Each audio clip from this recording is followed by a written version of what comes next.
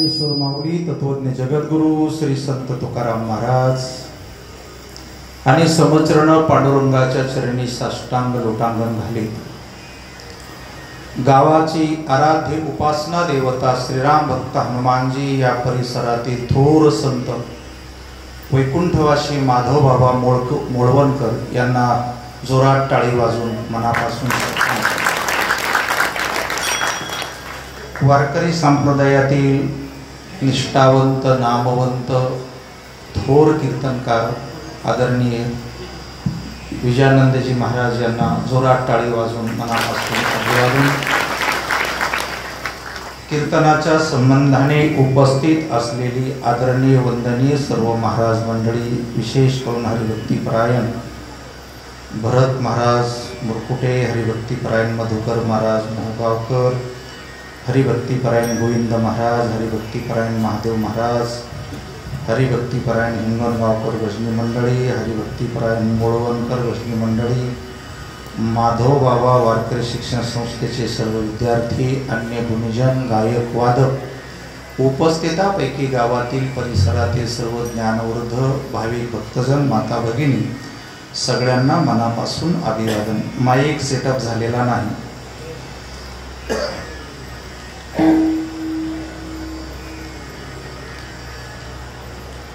आपल्या गावातील एक ज्येष्ठ नागरिक, हाडाचे शेतकरी, वैकुंठवासी नामदेवराव राजाराम दहीफळे यांना प्रथम वर्ष श्राद्धाच्या निमित्तानं उपस्थित आपले सर्व सगळे स्वैर्य अपतिष्ठ नातेवाईक आणि वारकरी संप्रदायाच्या वतीनं जोरात टाळी वाजून विनम्र अभिवादन. आदरणीय माधवरावजी यांचे ते वडील आणि वडिलांना जाऊन आज 1 वर्ष पूर्ण झालं. वर्ष श्राद्धाच्या निमित्ताने कार्यक्रमाचं नियोजन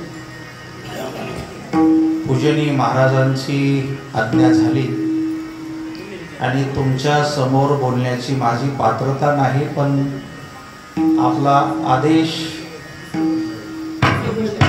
दुसरं वर्ष पुण्यतिथी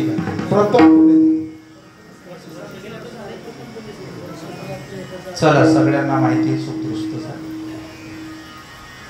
या निमित्तानं महाराजांनी सांगितल्याप्रमाणे सेवेचा योग अभंग घेतलेला आहे जगद्गुरु तुकोबरायांचा. महाराजांनी स्वतःच्या हाताने 4112 जी अभंग लिहिली त्यातला हा अभंग नाही. जेव्हा महाराज वैकुंठ गमनासाठी विमानामध्ये स्थानापन्न झाले, देवाच्या शेजारी बसले, त्यानंतर तुकोबरायाची महती लोकांना कळाली.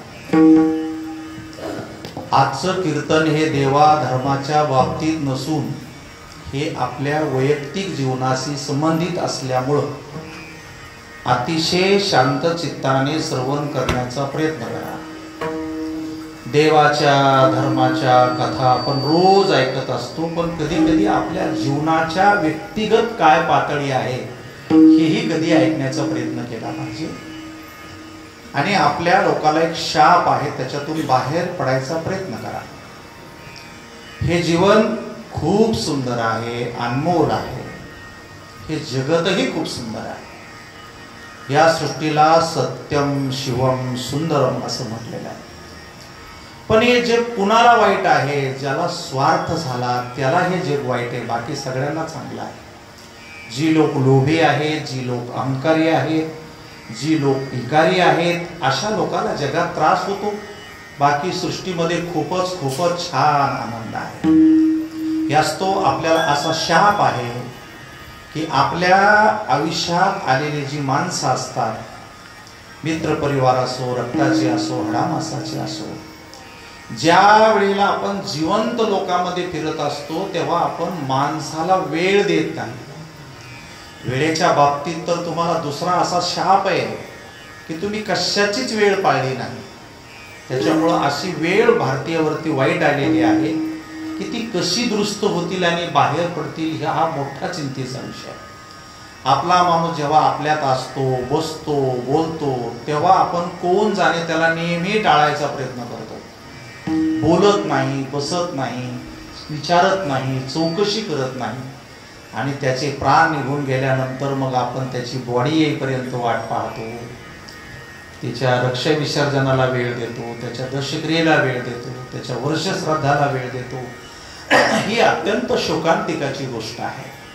बरं, ही गोष्ट सगळ्यांच्या बाबतीत सारखीच आहे. ज्ञानी असो की अज्ञानी असो, कोण जाणे काय झालं माहिती नाही, पण जेव्हा माणूस असतो तेव्हा तिरस्कार करण्याचा विशेष भाव होतो. साधारण माणसं संसारात जेव्हा जगतात ना तेव्हा त्यांच्याबद्दल फारशी तक्रार येत नाही, पण ज्ञानी झालेल्या लोकांना, संत झालेल्या लोकांना जगात लई त्रास होतो. हे तू पुरस्पर त्यांना त्रास देण्याचा प्रयत्न करतो. म्हणून महाराजांना अवघं आयुष्य मिळालं 42 वर्षाचं. आणि 42 वर्षामध्ये 12-13 वर्षाचे होईपर्यंत अतिशय लाडाने राहिले. मायबापाचे लाडके होते, श्रीमंत घराण्यातले होते, सुखा समाधानाचा संसार होता. पण 14व्या वर्षी वडील गेले, 1 वर्षानंतर आई गेल्या, मग लग्न झालं. पत्नी दुसऱ्याच वर्षी गेली, पुन्हा लग्न केलं. आणि 18व्या वर्षी भयंकर दुष्काळ पडला, अवर्षण झालं, प्यायला पाणी मिळालं नाही, जगावं कसे अशी निकट परिस्थिती निर्माण झाली. आणि मग लोक त्या काळात विचित्र आणि अंधश्रद्धेत राहत होती. नवस, सायास, उपवास, नको त्या बळी देणं, अशा कठीण विपरीत अवस्थेमध्ये त्यांनी स्वतःच्याच मनाला साक्षी ठेवलं आणि वेदांचे, पुराणाचे अर्थ गृहीत न धरता सत्य असत्याशी मन केले ग्वाही, मानी येले नाही बहुमता. 22व्या वर्षी अनुग्रह झाला. स्वप्नामध्ये गुरु आले आणि मग चिंतनाला सुरुवात झाली. आणि अवघ्या 19 वर्षाच्या कालावधीत जगद्गुरु तुकाराम महाराजांनी आयुष्याच्या एका क्षणाचं इतकं मूल्य वसूल करून घेतलं की एक क्षण ईश्वराला समर्पित केला. आणि जोपर्यंत सृष्टीचा कालावधी राहील तोपर्यंत स्वतःचं स्थान आढळ करून घेतलं. ही मोठी गोष्ट किंबहुना महाराजच जाणून जाणे. म्हणून महाराजांना विरोध करणारे लोक अगदी सकाळी सकाळी ज्या दिवशी जायचं होतं वैकुंठाला त्या दिवशी ते जिजाबाईला म्हणालेच, येते का तू वैकुंठाला? पण जिजाबाईला असं वाटलं हे रोजच असं म्हणतात, त्यामुळे त्यांनी सुद्धा टाळाटाळ केली. आणि मग जेव्हा महाराज विमानामध्ये बसले तर आपल्या लोकांना दुसरा एक शाप असा आहे की चमत्कार झाल्याशिवाय आपण मानत नाही. आचार आणि विचार याला प्राधान्य न देता चमत्काराला प्राधान्य देणारे ही लोक असल्यामुळं महाराजांचं विमान जेव्हा वरती हे झालं तेव्हा मग लोक पळाली आणि म्हणाली, महाराज थांबा, तुम्ही एवढे मोठे असाल आम्हाला असं कधी वाटलं नाही, आता तुमचं दर्शन घेऊ द्या. आपलं पाया पडणं सुद्धा मतलबीच असतंय, काहीतरी देईल, बरं होईल, कृपा होईल, आशीर्वाद भेटल. निस्वार्थानं कोणी कुणाला नमस्कार सुद्धा करत नाही. त्यामुळे लोकांनी गर्दी केली. तुकाराम महाराज खाली आले नाहीत, काळाची मर्यादा ठेवली. परंतु महाराजांचं आणि वारकरी संप्रदायाचं सगळ्यात महत्वाचं अंग जाहीर काय असेल तर आपल्या सगळ्यांचा आत्मा आहे फक्त अभंग. योग, याग, विधी, साधना, जप, अनुष्ठान, व्रत, वैकल्य याला आपल्यात स्थान नाही. आपला आत्मा, आपला विठ्ठल, आपली शक्ती, आपलं मूळस्थान, आपलं मध्य, अंत आणि अंतिम श्वास जर काय असेल तर फक्त अभंगच असावा, त्याच्या व्यतिरिक्त जीवनामध्ये काही येऊ नये. म्हणून महाराजांनी विमान थांबवलं आणि पुन्हा एकदा 12 अभंग लिहिली. जन्माचे ते मूळ पाहिले शोधुनी, दुःखासी कारण जन्म घ्यावा, पाप पुण्य करुणी जन्मा येतो प्राणी, अशी ती 12 अभंग आहेत. त्या 12 अभंगा लिहून पुन्हा महाराजांनी ती खाली टाकली आणि त्या 12 अभंगातला हा 3ऱ्या क्रमांकाचा अभंग मी आज घेतलेला आहे. त्यामुळे हा काही गाथ्यामध्ये सापडतो तर काही गाथ्यामध्ये सापडत नाही. पण देहूला जर तुम्ही गेलात, आळंदीला, पंढरपूरला गेलात तर जगद्गुरु तुकोबारायांच्या नित्यपाठाच्या अभंगाचं हे 12 अभंगाचं पुस्तकच आहे. आणि ते नित्य वारकऱ्यांनी रोज वाचलं पाहिजे. ते स्वतःच्या संदर्भानं निगडीत आहे. महाराजांनी काय उपदेश केला तर घरची म्हणजे माझ्या रक्ताची, नात्यातली, जवळची, मला मानणारी, माझ्या कुटुंबातली, माझ्या परिवाराची जेवढी मंडळी आता खाली जमलेली आहे, तुमच्या सगळ्यांना माझा जाता जाता असा निरोप आहे की जन्माला कुठं यायचं, कधी यायचं, कोणत्या जातीत यायचं, किती दिवस ठेवायचं, हे सूत्र आपल्या डोक्याच्या बाहेरचं आहे. मी कोणत्या जातीत आणि कोणत्या देशात जन्माला येणार होतो हा कार्यक्रमच माझा नाहीये, कारण तो माझ्या जन्माच्या अगोदरची सिस्टीम आहे. त्यामुळे हे सगळं ज्याच्या कुणाच्या हाती आहे त्याला सर्वेश्वर पांडुरंग असं म्हणतात. तुम्ही फक्त त्याचं भजन करा. दारची लोक, आता इथे जी जमलेली लोक आहेत, दादांच्या सोडून बाकीची, घरची सोडून जेवढी मंडळी आम्ही बाहेरची का, ही सगळी दारचीच लोक आहेत. ही फक्त माझ्या उपरनं सुटायचीच वाट पाहत आहे. बाकी ती थांबण्यासाठी इथं कनेक्ट झालेली नाही, तरी पण ती आज आलेली आहे.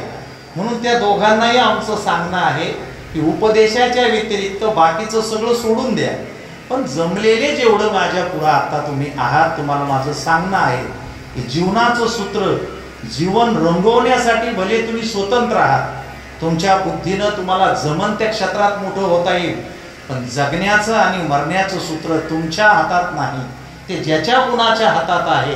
तर सर्वेश्वर विठ्ठल असल्यामुळे त्याचंच भजन तुम्ही करा. अभंगाच्या पहिल्या चरणात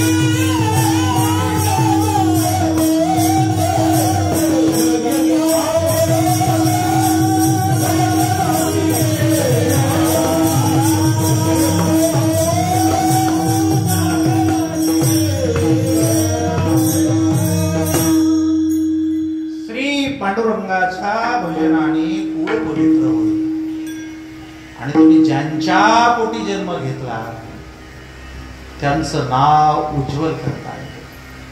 म्हणून आज पुण्यतिथीच्या निमित्तानं माधवराव वडिलासी सांगा दंडवत. आपण एका थोर परंपरेत जन्मलो, मोठ्या कुळामध्ये जन्मलो.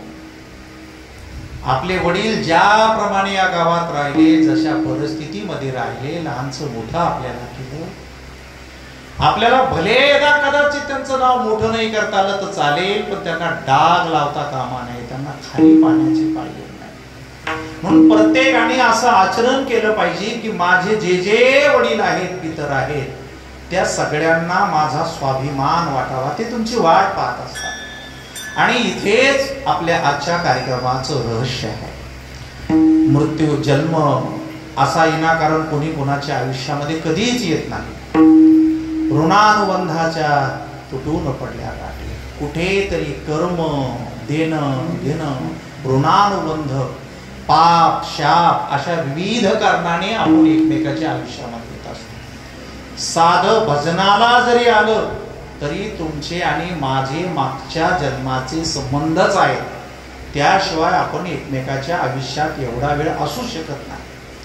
त्याच माणसाला मेसेज येतो ज्याचा नंबर आपल्याकडे असतो. त्याला जगाची संख्या 700 कोटी आहे, म्हणून 700 कोटी मोबाईल मधले मेसेज तुम्हाला येत नाही.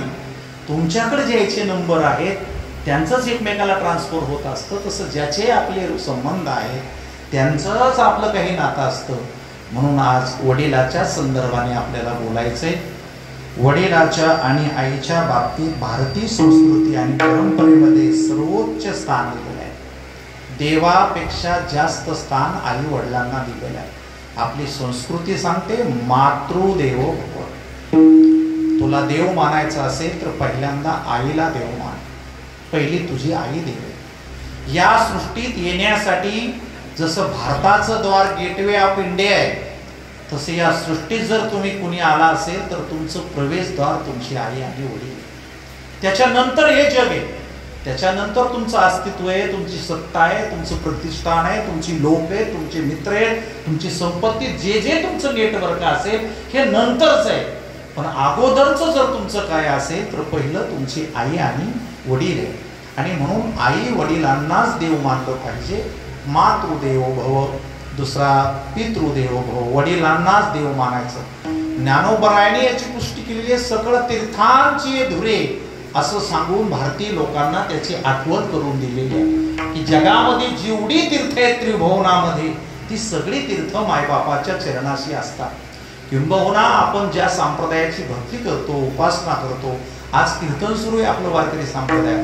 वारकरी संप्रदायाचे ज्ञानोबराय हे दुसरे प्रवर्तक आहेत. यांनी त्याला प्रोत्साहन दिलेलं आहे. पण वारकरी संप्रदायाची मूळ सुरुवात भक्त पुंडलिकानं केलेली आहे.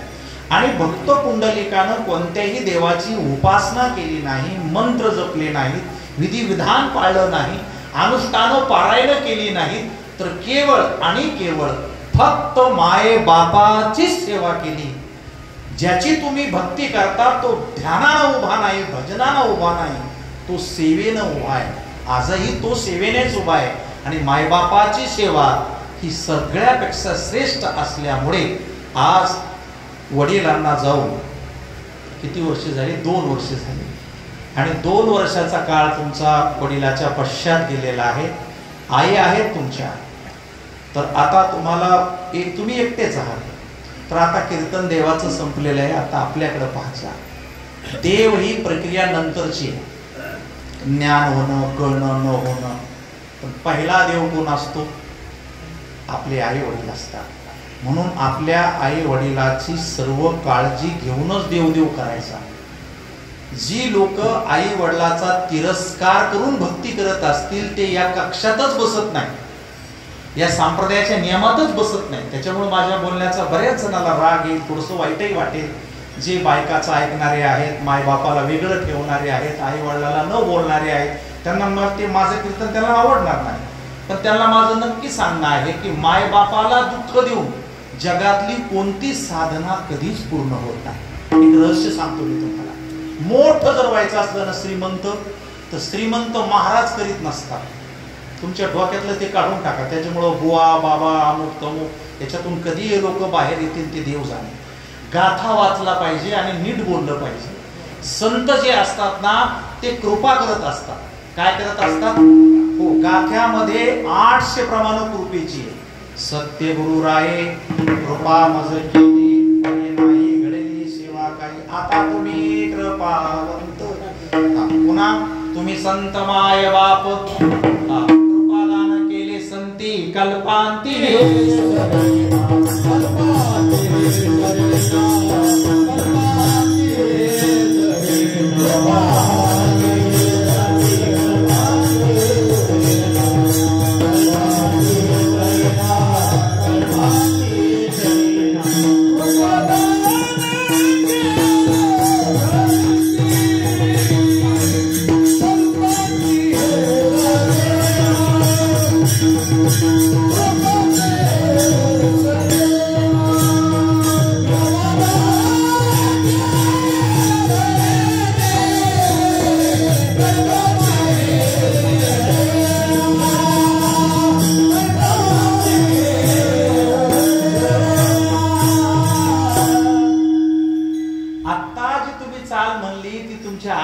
नाही, वडिलामुळं नाही, मामामुळं नाही, आमदारामुळं नाही, ती केवळ संतपर्यंत. कशामुळं म्हणली? संत. म्हणून आपल्या डोक्यातला भ्रम काढला पाहिजे, यांच्या डोक्यातला काढला पाहिजे की संत कृपादान करतात तर ते जन्मोजन्मी कामी येते. तुम्ही जर अभंगाला रात्रंदिवस सोडलं नाही ना, पुन्हा जन्माला येणार, पुन्हा चाली मानणार, पुन्हा जन्माला येणार, पुन्हा चाली मानणार. म्हणून भजन कोणामुळे आलं? संतांमुळे. म्हणून यांनी काय केली? आपल्यावरती कृपा केली. कृपा केली म्हणजे बुद्धी आली, कला आली, गुण आला, असं महाराजाकडून भेटत असतं. लेकरं, आडाला पाणी, बोरला पाणी, नातीचं लग्न, दुकान चालणं असले लफडे वारकरी संप्रदायात नसतात. त्याला फाटा देऊन टाकला पाहिजे आणि जास्त महाराजाच्या नादी लागायचं नाही, कृपेसाठी नादी लागायचं. कशासाठी? की कैमी उद्धार पावेन, कै कृपा करीला नारायण. ऐसे तुम्ही सांगा संत जन करा समाधान चित्त माझे. चित्ताचं समाधान करण्यासाठी महाराजाकडे यावं, पैशासाठी येत जाऊ नये. त्याचं कारणही मी सांगून जातो तुम्हाला. महाराजालाच आपण पैसे देतो. जेवढे बाबा जगात उपलब्ध आहेत त्या सगळ्यांना पैसे कोण देत आहे? तुम्हीच देतात. आणि तुम्ही ज्याला पैसे देतात ते तुम्हाला रिटर्न कसे काय देतील वापस? त्याच्यामुळं आमच्याकडून पैसे भेटतील हे डोक्यातून काढून टाका. आमच्यामुळं वागणं चांगलं होईल, कृपा चांगली होईल, बुद्धी चांगली होईल, संसार चांगला होईल, हे सगळं चांगलं होईल. पण पैसे जर तुम्हाला पाहिजे असतील तर पैसे देव पण देत नाही. देव कंजूस, घेसी तेव्हा देव भोळा नाही, देव चौकशी करतो, देव साधा नाही, देव तपासून घेतो. मग देवाच्या कक्षात आपण बसतच नाही, संतांच्या कक्षेत आपण बसत नाही. मग तुम्हाला जर लय पैसे पाहिजे असतील रात्रंदिवस तर फक्त मायबापाच्या सेवेनंच पैसा मिळतो. त्याला म्हणतात आशीर्वाद. देवाचा मिळतो तो प्रसाद, संताची होते ती कृपा आणि मायबाप देतात तो आशीर्वाद. पटत नसलं तर 50% लोक आता देव मानितच नाही. लय श्रीमंती त्याच्याकडे, जेवढे भजने आहेत का तेवढे बेजार आहेत, महाराज तेवढे अडचणीत आहेत, आणि जेवढे बाजूला बायला आहेत त्यांच्याकडे पैसा संपत नाही. त्यांना विचारा तुमचा देव काय? त्यांच्या बंगल्यावर एकच लिहिलेलं असतं, आई तुझा आशीर्वाद. गाडीवर लिहिलेलं असतं, आई वडिलांचा आशीर्वाद. मी राज्यभर फिरतो, माझे काही मोठ्या घराण्याशी संबंध आहे, अतिशय मोठ्या घराण्याचे. तुमच्या भागात जर आपण आलो तर हे रुई रामेश्वरचं जे घराणं आहे कराड सरांचं, यांची प्रॉपर्टी आता 5,000 कोटीच्या पुढे गेली. म्हणजे 5 कोटी टॅक्सच द्यावा लागतो त्यांना. आमचं पैसे आहे त्याच्याबद्दल सरकारलाच. एवढं मोठं पैशावालं मोठं घर आहे. ह्या लोकांचे आमचे चांगले संबंध आहेत. परवाचं निमंत्रण देतो तुम्हाला सगळ्यांना. कराड सरांच्या बहिणीच्या मूर्तीची स्थापना आहे.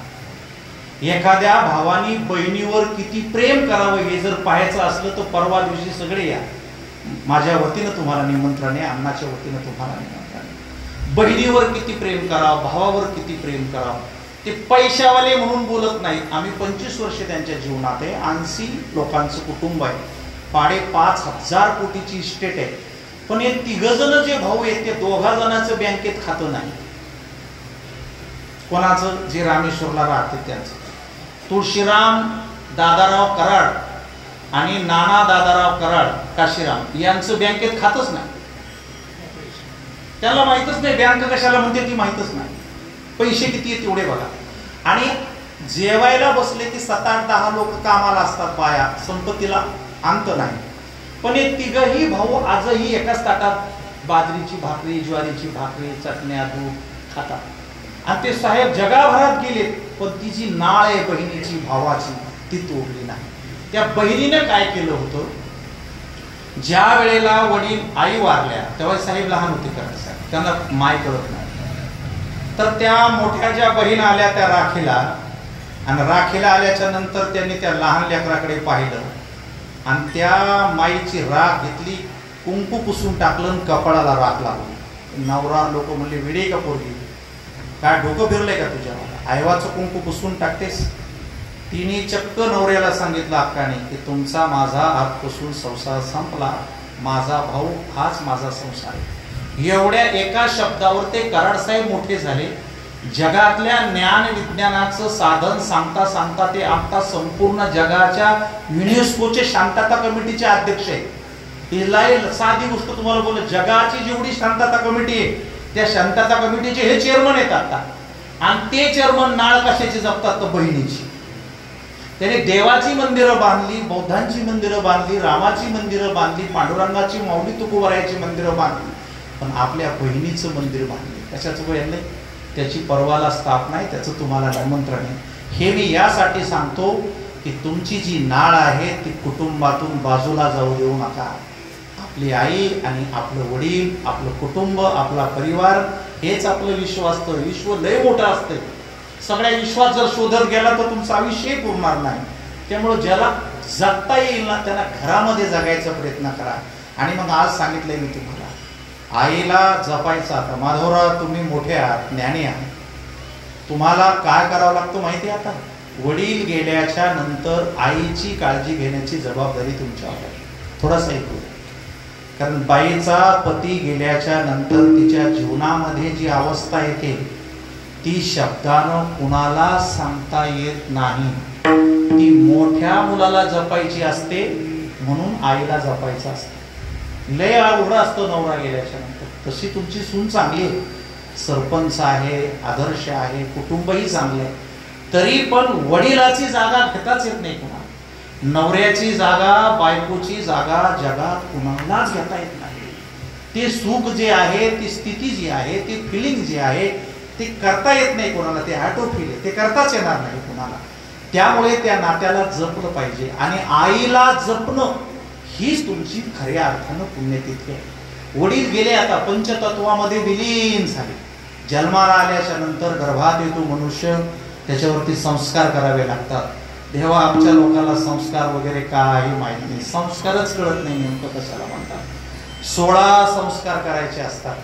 आमची अशी उलटी पडलेली लोक आहेत ते 3च संस्कार करतात. एक नामकरण, दुसरं विवाह संस्कार आणि तिसरा मेल्यावर अंत्यसंस्कार. 13 करीत नाहीत म्हणून 13 दिवस याला गप्प बसावं लागतंय घरात ते 13 संस्कार करण्यासाठी.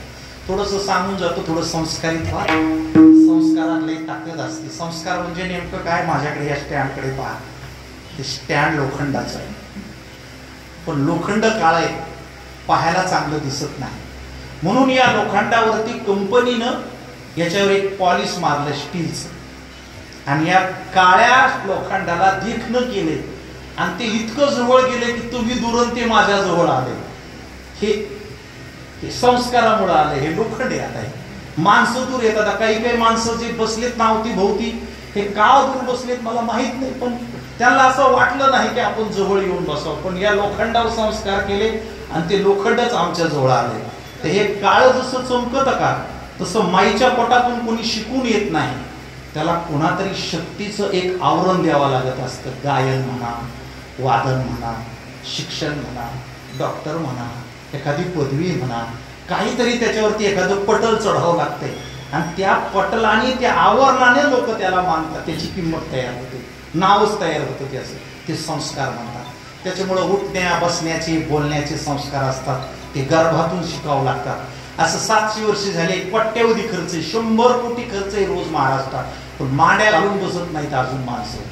सांगितल्याशिवाय टाळी वाजवत नाही, बोल म्हणल्याशिवाय कुंडलिकावर देव म्हणत नाही, आणि काल्याचं कीर्तन होस तर वर्गणी आणून देत नाही. हे सगळे आमचेच पाप आहे. त्याच्यामुळे हे असं बोलल्यानं होत नाही, ते गर्भातून यावं लागते. कुठून यावं लागते? परमार्थाचे संस्कार हे उपजतच असतात, म्हणून त्याला गर्भात संस्कार करावं लागते. बाईला कळालं की मला गर्भ राहिला, की गर्भाधान नावाचा विधी करावा लागतो.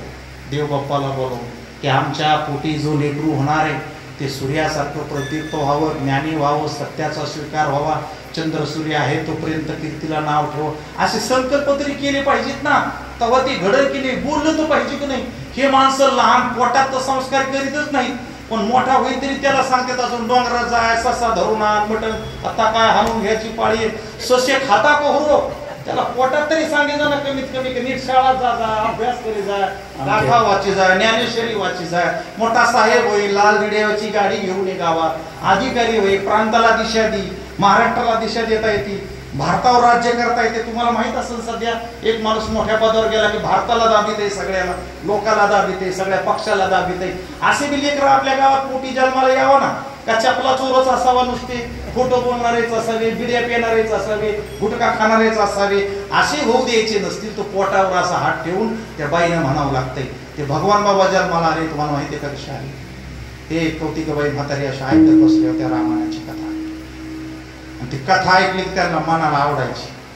मग उठून जाताना त्या मारुतीकडचं तोंड पाहायच्या, दर्शन घ्यायच्या, आणि मनातल्या मनात लय काळ मनातून म्हणायच्या, असं एखादं लेकरू जन्माला यावं माय हनुमंतासारखं. काय कोह्या कुत्र्यावाणी नको, कामाचे नाही. मग ते जन्माला येलेले रोज रोज म्हणून म्हणून त्याला झोपीतच स्वप्न पडलं. स्वप्नामध्ये फळ आलं, ते फळ स्वप्नामध्ये घेतलं, आणि त्या प्रसादाचं जे बाळ झालं त्याचं नाव भगवान बाबा आहे. असं उगाच कोणी कोणाचं नाव घेत असतं काय? सख्या बापाला लोक पाणी पाहिजे ना, सख्या बाबाला घरात ठेवी ना, त्यांची एवढे पुतळे, मूर्ती, भजन, पूजन, हे माधव बाबा, हे काय असं बोलल्यानं होत नाही, हे संपत्तीनं होत नाही. त्याच्यामुळे तुम्ही जे पुढे बसलेले आहेत ना माता भगिनी, तुम्ही साधी महिला समजायचं नाही स्वतःला कधी. हो, सत्पुरुषाची खान तुमच्या पोटी जन्माला येत असते. इमानदार, खानदान, ओरिजिनल, भक्त, देव कारखान्यात जन्माला येत नसते. माझ्याकडनं ऐका, याची फॅक्टरी नसते कुठं. सरकारला गोळ्या औषधांना तयार करता येत नाही.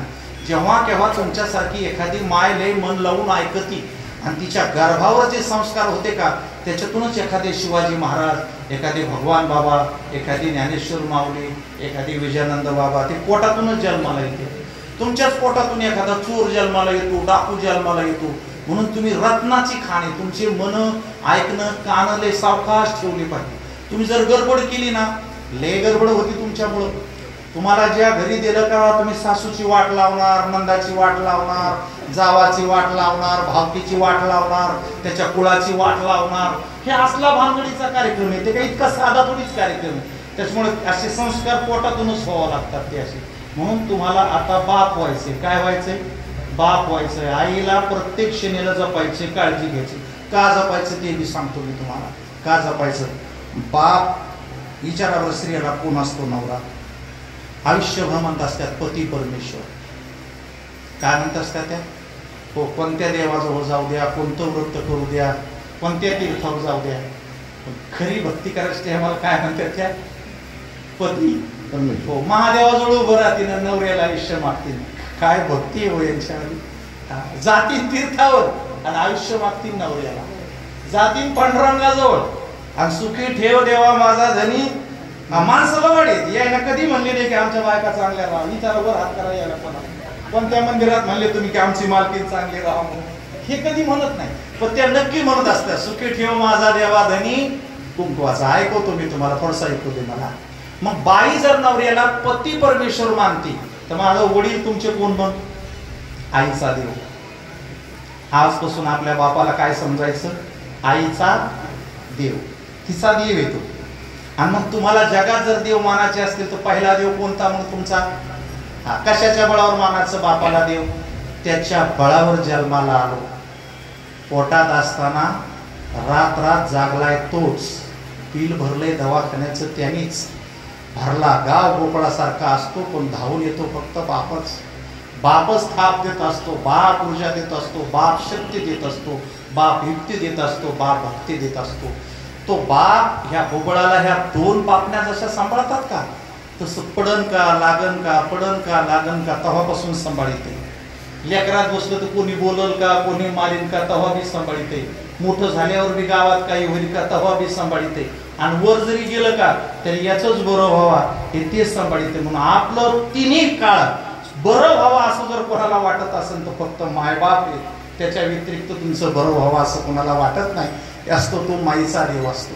येणेवर एखादं फुल जसं असतं ना, ते फुल त्या वेलीच्या झोलावरच मजा मारित असतं. तसं माणसाला कोणतंही सुख घ्यायचं असलं तर ते बापाच्या जीवावर घेता येतं. आणि म्हणून बोलताना भाषेत लोक भांडणातले खरं बोलते. हो, काही द्यायचं घ्यायचं, हे टाळ उचलू नकोस, तुझ्या बापाचं आहे का? काय म्हणते भांडणात? त्या बापाचं आहे का? पण बापाच आहे माझा. बापाचं म्हणलं की जागीच थांबवतो कार्यक्रम. त्या बापाचं आहे काय? हात लावायचा नाही. मग तो बाप काय असतो तो ऐका माझ्याकडे. माझ्या आईचा देव, थोडासा कृपाळू माधव, माझ्या आईचा देव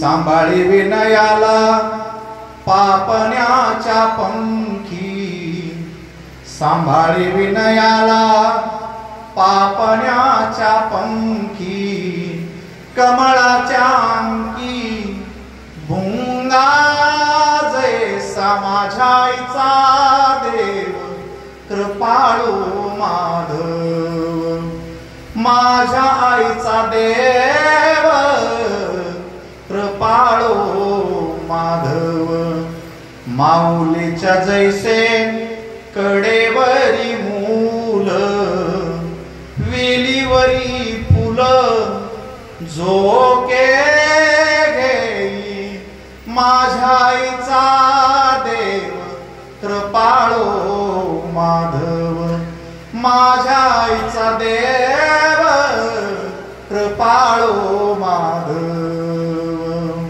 देव कधी भेटेल मला माहित नाही, पण माझ्या जीवनात जे काही मिळालेलं आहे ते वडिलांमुळे मिळालेलं आहे असं ज्या माणसाला वाटतं त्याच्या घरात आशीर्वादाने घर भरलेलं असतं.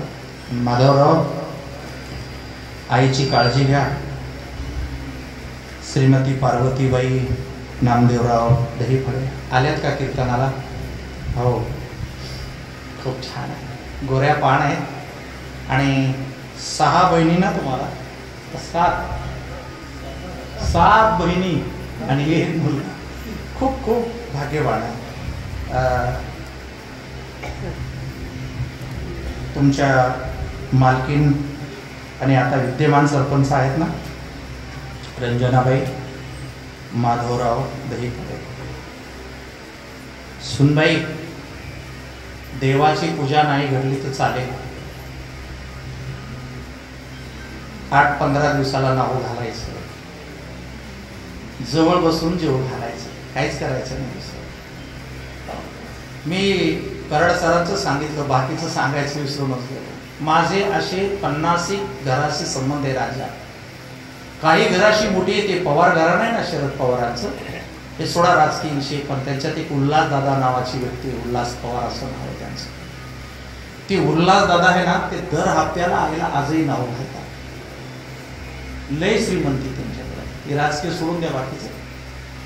पण माईला विचारल्याशिवाय कधी बाहेर जाणार नाही आणि आल्यानंतर आईला विचारल्याशिवाय कधी खाली बसणार नाही. ते म्हणते आमच्यात दुसरी पूजाच नाही होणार, ते सांगतील तेवढंच करायचं, काही कमी पडलंच नाही. त्याच्यामुळं छान तुम्हा दोघा नवरा बायकोला माझी विनंती राहील की पुण्यतिथी तर आपण करतोच, पण त्यांची काळजी घेणं ही महत्त्वाची गोष्ट आहे. आणि या 7 जणी आहेत. आता आई आहे, त्यांची नाळ इथं जोडलेलीच आहे, पण तुम्ही केलंच असेल सगळं, पण कोणताही कार्यक्रम असू द्या तुमचा, सरपंच आणि माधवराव ऐका जरा, त्या 7ही जणीला त्या नाही आल्या ती यायची अडचण, पण बोलवल्याशिवाय राहायचं नाही. त्याच्यासाठीच मला कीर्तनाला बोलवले. आहेत का त्या 7 जणी इथे? श्रीमती मुक्ताबाई दत्तात्रय केंद्रे. कोणत्या आहेत मुक्ताबाई? खूप वयस्कर झाले हो. पण माहेरात आनंद असतो. माहेरात येणं म्हणजे गंगेत मिसळण्यासारखं असते. वय झाले, काळजी घ्या. बहुतेक तुमच्या बहिणी केंद्राकडे जास्त देण्यात आले. मुक्ताबाई दत्तात्रय केंद्रे, दुसऱ्या सौभाग्यवती रुक्मिणीताई दत्तात्रय केंद्रे. काय बघा, दोघीच्या नवऱ्याचे नाव एकच आहे, आडनाव एकच आहे, गावं वेगळे वेगळे. छान आहे, हरकत नाही. तुमची तब्येत चांगली, आईला जपायचं, दोघी जणींना भेटत राहायचं. एकच भाऊ आहे, तुम्हाला आशीर्वाद देत राहायचं. सगळा चांगला कार्यक्रम आहे. तिसरे आहे सौभाग्यवती अनुसयाबाई अनिरुद्ध केंद्रे. बरोबर, नमस्कार. आपल्याला छान सुशिक्षित आहात, चांगले आहात, जपा आईला. नंतर आहे सौभाग्यवती चंद्रभागाबाई नामदेव दहीफळे. कोणत्या आहे चंद्रभागाबाई? बरोबर, छान आहे, छान आहे. सगळा भरला गोकुळावाणी संसार आहे, छान. सौभाग्यवती अयोध्याताई अशोकराव केंद्रे. तुमचं मोठं नाव आहे आता, आणि तुमच्या ह्या आई वडील आहेत का, त्यामुळे तुम्हाला लय यश मिळालं आहे. मायबापाचे आशीर्वाद मिळाले, त्याच्यामुळं काळजी घ्या. तुम्हाला सांगायची काही गरज पडणार नाही. श्रीमती गीताबाई श्रीराम गुट्टे आहेत का? वा वा, छान. सगळे वयस्कर, अगदी खूप समाधान वाटतं. आणि शेवटीच्या आहेत लक्ष्मीबाई विठ्ठलराव तांदळे. वा वा, छान. मग काय गोकुळच भरलेलं आहे सगळं. आणि तुमच्या आशीर्वादाने यांच्या जीवनामध्ये राजाराम आणि ज्ञानेश्वरी दोन्ही मुलं इंजिनियर झाली. पण मला सगळ्यात मोठा स्वाभिमान वाटला स्वातीताई, जयश्री आणि ऋतुजा यांचा, की तिन्ही मुली तुमच्या डॉक्टर झाल्या. जी माणसं विज्ञानात येतात ना ती खूपच सुखी, समाधानी आणि कुटुंबाला की वेगळी दिशा देणारी असतात. म्हणून भरल्या संसारात गोकुळात बाबांना जाऊन जरी 2 वर्ष झाली असली तरी माधवराव तुम्ही सर्वांचं क्षत्र आहात. म्हणून हे मी सांगितलं नाही तर तुकोबरायांनी कितीतरी वेळा उपमा दिल्या मायबापाच्या. काय बरं संत कसे बघा, तुम्ही संत माये बाप एवढा उपकार करा. उपमा कोणाच्या दिल्या? आता सर्वश्रेष्ठ असतील म्हणूनच दिल्या. आता तुम्ही कृपावंत साधू संत जीवन ऐसी कळवळ्याची जाती तरी लाभा विन प्रीती. तुकोबरायाने सांगितलं की तुम्हाला आता जास्त बोलायला माझ्याकडे थांबायला वेळ नाही. तुम्ही सगळेजण पांडुरंगाचं भजन करा, रडू नका, चिंता करू नका, काळजी करू नका. त्याचं कारण असं आहे, जीवनाचा क्षण आपल्या हातात नाही. एक वेळ असते मनुष्य आईच्या पोटामध्ये येतो, 9 महिने 9 दिवस. एक वेळ असते तो रांगत असतो, एक वेळ असते तो शाळेत जातो, एक वेळ येते त्याला जर गुरुजी चांगले भेटले तर त्याच्या जीवनाला दिशा मिळते. त्याच वेळेला जर मित्र मूर्ख भेटले, आई वडिलाचं लक्ष नसले तर मुलाची दिशा आयुष्यभर पांगून जाते. एक वेळ येते लग्न होतं, एक वेळ ती पद प्रतिष्ठा, गाड्या घोड्या, वैभव सत्ता सगळं काही असतं. पण एक वेळ येते जग सोडून जावं लागतं. आयुष्याचा एक क्षण आपल्या हातात नाही. आयुष्याचं नियमन जो कोणी करत असतो तो पांडुरंग आहे. आणि जीवनाला पाणी म्हणतात, पाण्याचं नाव जीवन आहे. आता जे 12 वाजून गेले, 1 वाजून गेला तो तुमच्या आणि माझ्या आयुष्यातून कायमचा गेला. भले रात्री 1 वाजेल, उद्या 1 वाजेल, पण ही वेळ कधीच येणार नाही. त्यावेळेला जेव्हा आपल्यात आई असते, वडील असतात, बहिणी असतात, भाऊ असतात, आपण एकमेकात असतो का, हीच वेळ महत्वाची असते. उद्याची वेळ आपल्याला माहिती नाही. म्हणून याच्यावरती भरोसा ठेवू नका. हे जीवन कसं आहे, अभंगाच्या दुसऱ्या चरणामध्ये गंगेचा सागराशी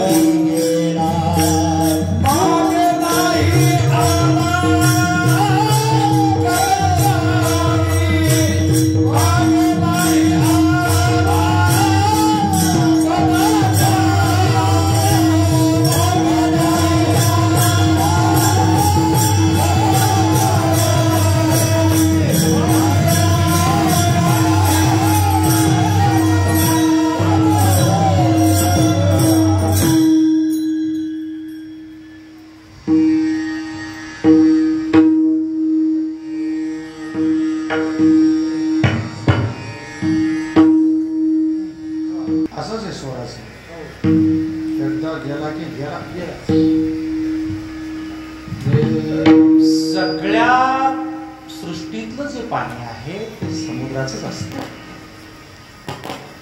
आपण म्हणताना म्हणत असतो या गावच्या धरणाचं आहे, त्या गावच्या नदीचं आहे, पण पाण्याची उत्पत्ती समुद्राशिवाय नाहीच. तसं सगळ्या ब्रह्मांडात जे जे कण दिसतंय ना तुम्हाला जड आणि चैतन्य, ते ब्रह्माचं स्वरूप असतं, त्या व्यतिरिक्त काही नसतंच. फक्त अज्ञानाने ते म्हणायचं असतं. गंमत अशी आहे की पाणी पडल्याच्या नंतर सगळ्याच पाण्याला ते सौभाग्य भेटत नाही. काहीच पाणी असं आहे की ती पडल्याबरोबर वाहत वाहत जाते गटारीतनं, मग वड्यात जाते, तो वडा गंगेला जातो आणि गंगा समुद्राला जाते, त्या पाण्याचं साथ. काही पाणी असं असतं की ते जागीच थांबतं, त्याच्यामध्ये किडे पडतात, ते सरतं, ते वाया जातं. माणसाचंही तसंच आहे. सगळ्याच्याच वृत्तीला खरंही सत्याचं दर्शन होत नाही, सगळ्याच्याच मनाला ईश्वर चिंतन घडत नाही, सगळ्याच्या जीवनामध्ये सत्याचा मार्ग सापडत नाही. बरीचशी लोक व्यसन, दुर्गुण, दुराचारात आपलं जीवन संपून घेतात.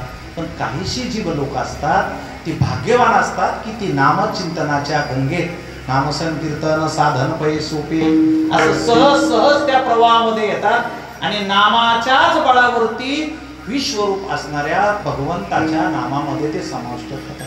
त्याच्यामुळे ते वापस येणं कदापि शक्य नाही. दुसरी गोष्ट इथं सावध राहायचंय. मी मागच्या आता 3 हप्त्यापूर्वीच कीर्तनाला येऊन गेलो होते. या संसाराच्या मोहमायामध्ये वारकरी संप्रदायातल्या लोकांनी जास्त थांबायचं नाही. या मायेतून बाजूला पडणं याचंच नाव परमार्थ आहे. गुंतणं म्हणजे परमार्थ नव्हे. आणि हे जे संत होते सगळे, हे आता विजयानंद बाबापर्यंत, माऊली, तुकोबराया, भगवान बाबा, माधव बाबा, हे नीट ऐकायचं आमच्याकडं म्हणजे तुमच्या डोक्यातला भ्रम निघून जाईल. भरत महाराज हे सिद्ध संत होते. कोणते संत होते? सिद्ध संत. 84 सिद्धांचा सिद्ध भेटी मेळा. सिद्ध म्हणजे काय? ज्यांच्या दृष्टीत कधीच जातीपाती आल्या नाहीत, भेदभाव आला नाही, स्त्री पुरुष आलं नाही, ते संत. सध्या जातीवर काय चालू आहे हे जर ऐकलं तर बोलू नाही आणि सांगू नये इतकं वाईट वाईट काही घ्यायला लागलं.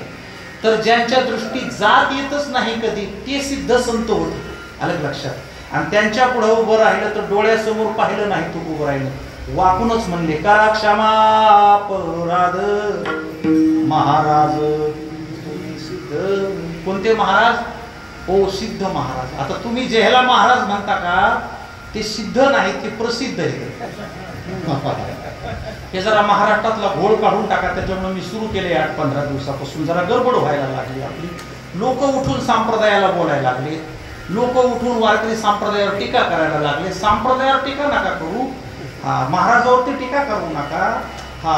साधू संतच येतं. बिघडलेले लोक महाराज झाले. आलं लक्षामध्ये? त्याला आमचा नाईलाज आहे. आलं लक्षात? बाया चांगल्याच आहे, सगळ्याच पतिव्रतात आहे, पण काही नाचणाऱ्या आलं लक्षामध्ये त्या पतिव्रता म्हणून घ्यायला लागल्या आणि तुम्ही उठून दगड मारायला लागले. तर आजपासून सुरुवात करा आपल्या गावापासून की आपल्याला कोणते महाराज भेटलेत, सिद्ध भेटलेत का प्रसिद्ध भेटलेत. महाराज प्रसिद्ध नसावा अशा वव्या आहेत. पूज्यता, डोळा न देता हे महाराजाची लक्षण आहे. ते अशी घरी आले, फुलं वाहिले, ववाळीला, व्हिडिओला टाकलं, युट्यूबला टाकलं, हे प्रसिद्ध झालेले महाराज आहेत. आणि प्रसिद्ध झाले कशातून? तर सध्या जे कोंबडे तयार होते का अंडे, हे घरच्या गावरान कोंबड्याचे नाही, तर याची फॅक्टरी आहे. अशा विलायती कोंबड्या आपल्या इकडं तिकडं असे अंडे तयार होते. तर तसे जेवढे काही तुमच्या वाट्याला यायला लागले का, ही सगळी फॅक्टरी युट्यूबची आहे, फेसबुकची आहे, मोबाईल मधून तयार झालेली आहे. उकडलेले अंडे जसे बिनचवीचे असते, पिल्ली देत नाहीत, तसं हे जे महाराज भेटलेत का, हे तुम्हाला सुख देणार नाही, त्रास देणार. त्रास काय देणार? समाजाला त्रास देणार. ज्याच्या घरी आणलं त्याला त्रास देणार. हे ज्याच्या घरी आणले याचा कुळाचा उद्धार झाला, हे जे गावात आले त्या गावाचा उद्धार झाला, माऊली ज्या देहूत राहिले त्या देहूचा उद्धार झाला, माऊली ज्या आळंदीत राहिल्या त्या आळंदीचा उद्धार झाला.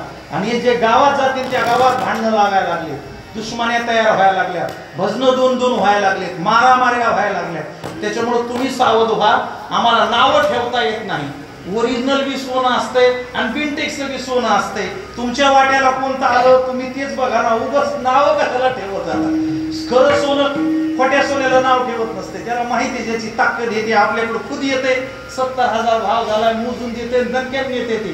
कारण ते कधी मोड तर 70च देणार आहे. तुम्ही जेहला आणलं का हे मुडीला चालत नाही. काय चालत नाही. हे फक्त अंगावरच लय ओपतो, पाचशेतच नवरी नटती पण रुपया वापस येत नाही. मग त्याच्यामुळे संत काय, सिद्ध संत काय, प्रसिद्ध संत काय. महाराजाला कीर्तन कोणाचं घ्यावं वाटतंय सध्या लोकायला. हे जे लोक बसलेले ते लय पापी इथं यायला प्रसिद्ध माणूस लागतो. कोणता लागतो? त्याच्या घरी आला वाटोळ होणार, उद्ध्वस्त होणार, पाप लागणार. हे एकदा घरी आले तो कुळाचा उद्धार होणार. निवृत्ती लेहिनी कृपा केली पूर्ण कुळ हे पावन. काही घाबरायचं काही कारण नाही. सगळा माल युट्यूबचा आहे, जी टॉकीजचा माल आहे. बा कसला माल आहे? हो, जी टॉकीजचा. जी टॉकीज मध्ये काही कीर्तनच थोडी असते तर कीर्तनाबरोबर लावणी असतात, तमाशे असतात. आणि महाराज मंदिरातून तयार व्हावा, भंडारा डोंगरावरून तयार व्हावा, काही एखादा पंढरपुरातून महाराज व्हावा, एखाद्या आश्रमातून महाराज तयार व्हावा का, टाकीतून महाराज तयार व्हावा का? तो टाकीतला माल आहे बाबा. कशातला माल आहे? आणि वैकुंठाचा माल आहे. कुठला माल आहे आमचा? म्हणा ना, आम्ही वैकुंठ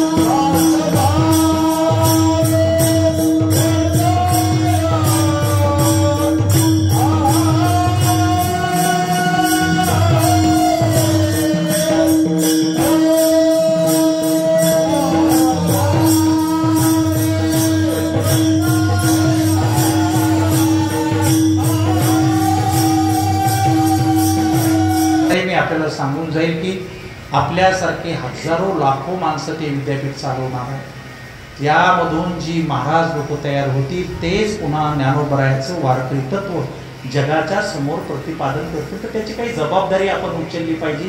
त्याचा काही वाटा सरकार उचलते, त्याचा काही वाटा तुमच्यासारखे दानशूर लोकांनी उचलला पाहिजे आणि पुन्हा नव्याने याला फीडिंग केलं पाहिजे. असो, आपल्याला सांगायचं काय की प्रवाहामध्ये येणारी लोक सगळी सारखीच असतील का? नाही बाबा. गंगेमध्ये काही सगळं सारखंच नसतं. गंगेत घाण बी येते, राग बी येते, अमुक येतं, तमुक येतं. म्हणून महाराजांनी गंगेची उपमा दिलेली. पण काही जरी आलं प्रवाहामध्ये तरी गोडच करून घेतलं. हे बघा, आपल्या कीर्तनकाराच्या प्रवाहामध्ये वारकरी संप्रदायामध्ये किती किती घाण आली बरं. लय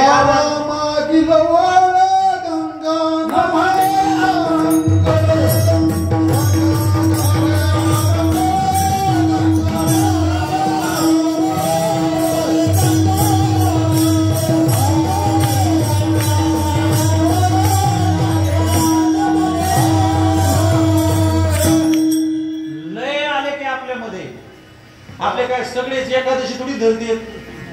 धरल्या तर काही संध्याकाळी सोडणारे आहेत, काही न सोडणारे आहेत, काही बऱ्या मोठ्या भानगडी आहेत.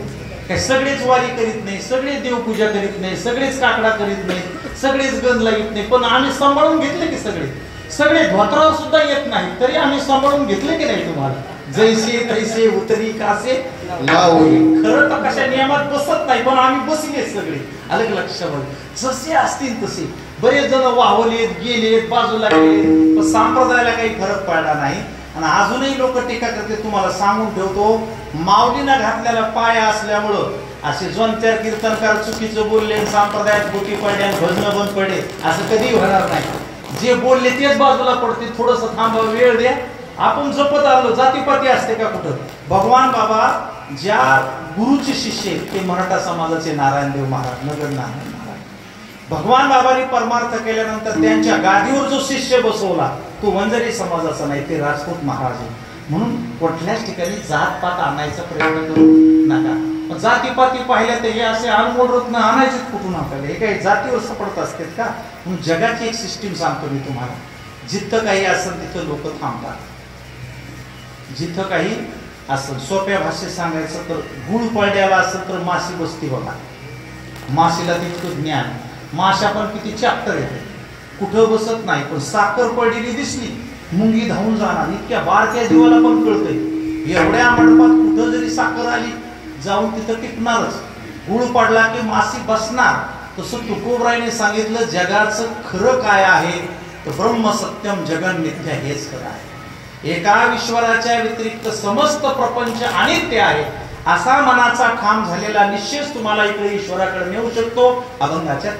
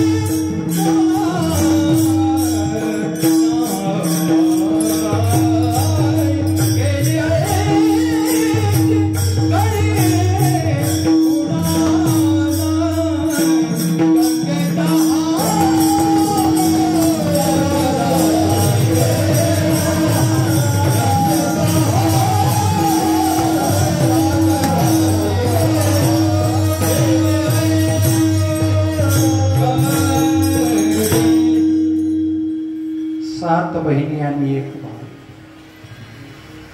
ओघ असतो ओघ. या ओघाच्या परिघामध्ये आपण सगळे असणारे. आज जाऊन 2 वर्ष झाली हे त्यांचं पुण्यस्मरण आहे. पण गेले याती घडी पुन्हा न. एकदा गेलेली वेळ परत येत नाही. गेलेली व्यक्ती परत कधी डोळ्याला दिसत नाही. ते काय गावाला गेले म्हणून पुन्हा भेटणार की पंढरीला आळंदीला गेले म्हणून परत येणार. यास्तव असताना वेळ द्या. एकमेकाला बोलत जा, भेटत जा. गेली याती घडी पुन्हा नाही. हातावर जे यंत्र बांधले ना याचं नाव खरं घडीच आहे. आणि घडी त्याला याच्यासाठी म्हटलेले आहे की तुका म्हणे घडी घडीने साधावी त्रिकोणाची गोवी उगवणी. एका एका सेकंदाने आयुष्याची साधना परिपूर्ण करायची असते. ती ज्या नामाने पूर्ण झाली ते नाम एकदा जोरात टाळी वाजून घ्या. विठोबा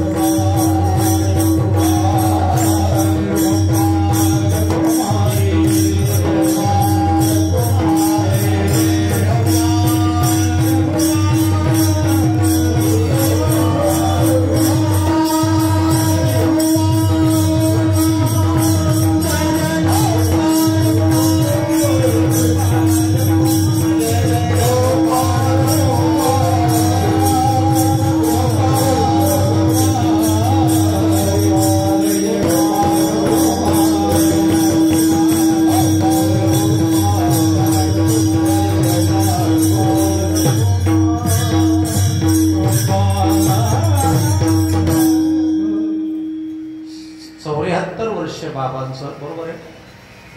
बाबा किती वर्ष झाली? 100 वर्षापेक्षा. वा वा, खूप भाग्यवान. जास्त दिवस जगणं राहणं हे लय पुण्याचं लक्षण आहे. आणि किती दिवस राहता येते मी तुम्हाला बोलता बोलता बोलून गेलो. तुमची गरज आहे समाजाला. 2-3 महिने जरा व्हा बाजूला. डिस्कनेक्ट नावाचा एक प्रोग्राम आहे, अति उच्च हाय प्रोफाईल लोकांचा. जे देशाचे राष्ट्रपती आहेत, पंतप्रधान आहेत, हाय प्रोफाईलचे लोक आहेत, जगण्यासाठी एक अशी सिस्टीम आहे की औषधं वाचून माणसाला आयुष्य वाढवता येतं. आयुष्य ऐकून घ्या माझ्याकडनं, आयुष्य इच्छादानी आहे बरं का. किती सुद्धा वर्ष राहता येतं बाबा शरीरामध्ये. हो, या आयुष्याच्या साधने सच्चिदानंद पदवी 7 लोक तर शरीर सोडून गेलेच नाही पृथ्वीवरून. अश्वत्थामा, बलिरेव्यासो, हनुमानश्च विभीषणः, कृप परशुरामस्य सत्यते चिरंजीविनः. तुमच्या ओळखीचे हनुमान महाराज हे बाबा शरीर सोडून गेले नाही. त्यामुळे जिथं कुठं मंदिर बांधलं, मूर्ती टाकून नाव जरी घेतलं की तेच हजर होतात. शरीराचा नाश होणार नाही. का नाश होत नाही? त्यांनी मीठ कधी घेतलं नाही, भाजल्याला कधी खाल्लं नाही, चिंता कधी केली नाही, भोग कधी भोगला नाही, विषय सेवन केला नाही. शरीर अमर होतं. तुमचं सुद्धा शरीर बरं का, सगळ्याचे शरीर सारखेच. तुम्ही तर वाट लावून टाकली, गुडघेवर करून बसायला लागले, जांभळ्या द्यायला लागले, सुकून गेलेत, रोग झाले आणि उदास. काय झालं तुम्हाला काही कळलं ना आम्हाला. आपल्या मायबापाला सणावाला शिवाय चपात्या भेटाना, आता रोज 3 टाइम खाता तरी तोंड बारी जांभळ्या. आपले बाप बनेनीवर राहिले हो, काय सांगावं त्याला. इकून बनेनी फाटलेल्या, इकून अंडरपॅन्ट तर भेटलीच नाही कधी. एका 2-2 धोत्रावर संसार केले ह्या माणसाने. 100 कपडे आहेत आता घरामध्ये, 100 पायाचे बुट चपला आहेत, पण माणसाचे चेहरेच असेच का सुकून गेले. काय झालं त्यांना काही कळेना. निदान कधी ऐकून तरी घ्यायचं. आमच्याकडून लय कामाची माणसं आहे तुम्ही, आमच्या लय जीवाभावाची माणसं. गेली नाही पाहिजे अर्ध्या मधात. अटॅकना फिटॅकना अर्धांगवाईना राहा. आमच्याकडे काही साधन आहेत, त्या पण ऐकत जा. आयुष्याच्या काही साधन आहेत. हे हनुमान महाराज तुमच्या ओळखीचे, तुम्ही माणसं सगळे कुठं हनुमान महाराज व्हायला लागले. ठीक आहे, आत्ता आपल्या वारकरी संप्रदायाला 700 वर्ष सुरुवात झाली, बरोबर आहे. 700 वर्षापूर्वी एक माणूस 1400 वर्ष जगला होता. सांगा ना, सगळ्याला माहिती. म्हणजे काही लई मोठी चुकीची गोष्ट सांगत नाही. 1400 वर्ष एक माणूस आपल्यामध्ये जगला होता. ज्ञानेश्वर महाराजाचं शरीर आता संजीवन समाधी जसेच्या तसं, केस अगदी जसेच्या तसे आहेत. अजून तुमचीच वडील 100 वर्ष जगले म्हणतात, तर अजून बी 100-125 काही म्हातारी अजून दिसत येतात. हे बाबा बऱ्याच दिवसाचे दिसत येतात. हाय आता किती झाले तुम्हाला? 80 बरेच तरी अजून गोरेपान देखणे. आता तरुणपणामध्ये धिगाणाच असं नसावा. इथे काय माणसं चांगली, हे याला काही झालंच नाही ना. ही माणसं किती गोरे. आता माझा अधिकार जरी नसला तरी हे लय गोरेपान दिसत येतं. अजून बी नवरदेवानी गालं बिलं गोरेपान असलं एवढं भानगडी. हे तुमच्यासाठी सांगतो. म्हणजे जाऊ द्यायचं नसेल तर ऐका जरा. मीठ खाल्लं नाही पाहिजे, शेंदे मीठ खाल्लं पाहिजे. चहा पिणारे माणसं 20 वर्षांना लवकर मरत येतं. आणि तुमच्या ते 5ला पुजलेलं आहे. रोज कीर्तनात सांगतो चहा प्या जाऊ नका, लवकर मरतोय माणूस. पण भजनी मंडळातला माणूस माझ्याच देखता माईकवर येतो आणि सगळ्या लोकांना सांगतो की चहाची सोय केलेली आहे भजनी मंडळानं, चहा घेतले. आता पोलीस स्टेशनवर टाका पडायला लागल्यावर आम्ही सांगायचं तरी काय सांगायचं. गुटगुटीत असलं पाहिजे, असं जगलं पाहिजे जास्त. काय खाजवू नाही, काय खाजवून काय खाऊ नाही. आमच्याकडे एक सिस्टीम आहे, तिच्यात औषध नाही, काय नाही, गोळ्या नाही, औषध नाही. जगभरातले लोक ते लोणी काळ भोरला येऊन जगायला लागले, साधना करायला लागले. काय खावं आणि काय खाऊ नये. आता तुमचं आयुष्य केलं. आहार तरी सेविजे, युक्तीचेनी मापे मविजे, आयुष्यत्व बला आरोग्य सुखकीर्ती विवर्धना. 16व्या अध्यायामध्ये काय खावं आणि काय खाऊ नये, कशाने आयुष्य वाढतं, कशाने मृत्यू येतो, याच्यासाठी 3 श्लोक 400 ओव्या जर खर्च केले असतील तर त्या वाचल्या तर पाहिजे ना कधी ना कधी, कमीत कमी. म्हणून हप्त्यातून 1 दिवस डिस्कनेक्ट हो जा. प्रत्येक रविवारी तुम्हाला नाही जमलं तर एकादशीच्या दिवशी डिस्कनेक्ट व्हा. कोणाला बोलूच नका, मोबाईल स्विच ऑफ करून टाका, कोणाला भेटू नका, एकांतात राहा, काही खाजवू नका. हे साबुदाणा तर एकदा बी खाऊ नका, लय मरतं लवकर त्यांना. उपाशी राहा, ताडण द्यायचा थोडस जमिनीला. जमीनची भडली की ती वाळल्याशिवाय तिच्यात पेरता येत नाही. तसं शरीर बी बिघड आहे ना. लंघनम परम औषधम, हे वेदाचं सूत्र वापरजा कधी कधी. पण आपल्या एकादशीचा असा गोंधळ होतो, आपली एकादशीच 3 दिवस गाजती. दशमीच्या दिवशीच बायको म्हणते उद्या एकादशी, 1 पोळी खाऊ घाला शिल्लक त्याला. सकाळी ग्लास भरून दूध देते, आज एकादशी. लगेच 10-11 वाजता फराळाचं देते, आज एकादशी. तिसरा पहारा म्हणते आज एकादशी, संध्याकाळी म्हणते आज एकादशी. दुसऱ्या दिवशी जेवायला म्हणले की कालची एकादशी, आता 3-3 दिवस मुडप तर खाल्ल्यावर शरीरात राहतील. त्याच्यामुळे काही दिवस जगत जावं असं 100 वर्ष जगले ही लई मोठी गोष्ट आहे. पण आयुष्याचं सार करता आलं पाहिजे. महाराज 42 वर्ष जगले, पण काय कमवलं महाराजांनी सांगू तुम्हाला. माझ्यासारखे कोट्यावधी कीर्तनकार जन्माला आले तरी म्हणावं लागल तुका म्हणेच, हेच कमवलं. असं कधीच नाही म्हणणार की भरत महाराज म्हणे, पाणेगावकर महाराज म्हणे, आम्ही म्हणे म्हणलं की आणलं समजायचं, आम्ही म्हणलं चालतच नाही. तुका म्हणेच म्हणावं लागेल. ते तुका म्हणे म्हणल्यावरच आमचं जमणार आहे. आणि हे जे जमलं असेल ते नामाच्या बळात जमले असल्यामुळं अशा गोष्टी ह्या ध्यानात ठेवा आणि जीवनाचं सार करा. शेवटच्या ऐसी या शब्दाची बरी करा सूय, ऐसी या शब्दाची बरी करा